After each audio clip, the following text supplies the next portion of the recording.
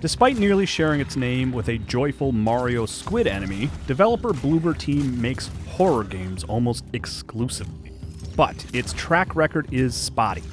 Its last game, however, the 2024 remake of Silent Hill 2, was met with nearly universal acclaim. The positivity surrounding that game inspired confidence in Cronos: The New Dawn, and while there are some clear lessons the team has taken away from its time in foggy, scary town, Bloober's time travel horror game is not without its pain points. If you're in the mood for something that recalls games like Resident Evil 4 and Dead Space, though, Cronos might hit the spot.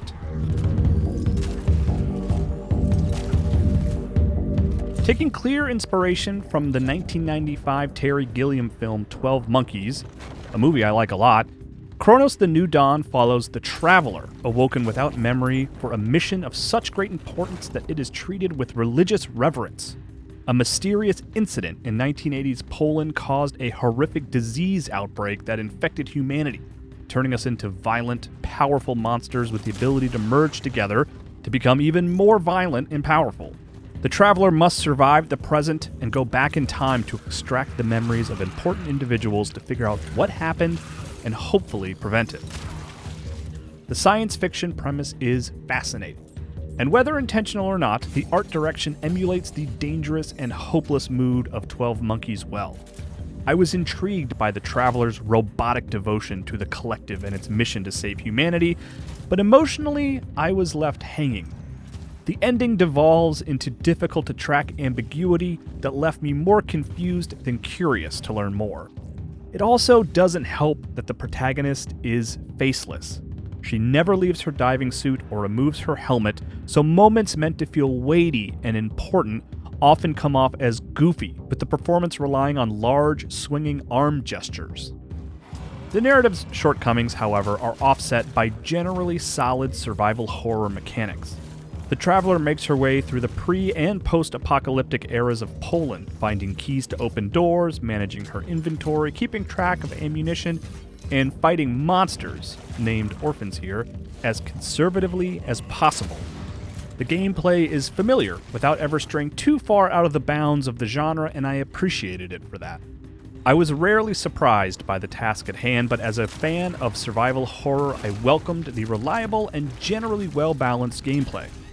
Shooting feels pretty good, and the ability to charge every weapon for a stronger attack without expending extra ammo created intense moments of orphans stumbling toward me while I waited to fire off a shot at the last second.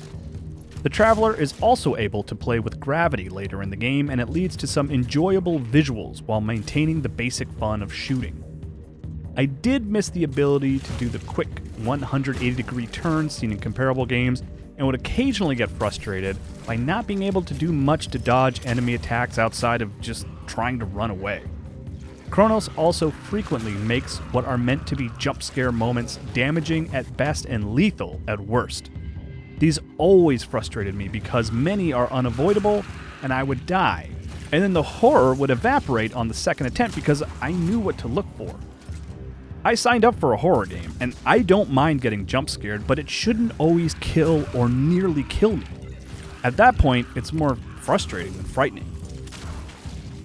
Cronos: The New Dawn has an excellent, thoughtful premise that feels dark and dangerous, but does a poor job of executing on its promising sci-fi ideas. A questionable religion born from trying to save the world in the face of a rampaging disease, with clear parallels to the global pandemic we all recently experienced, is great fodder for a story. But I was left shrugging my shoulders by the end. Thankfully, the gameplay, though familiar, offered plenty to pull me through the approximately 12-hour experience to see the end. I gave Cronos: The New Dawn a 7.75 for Game Informer.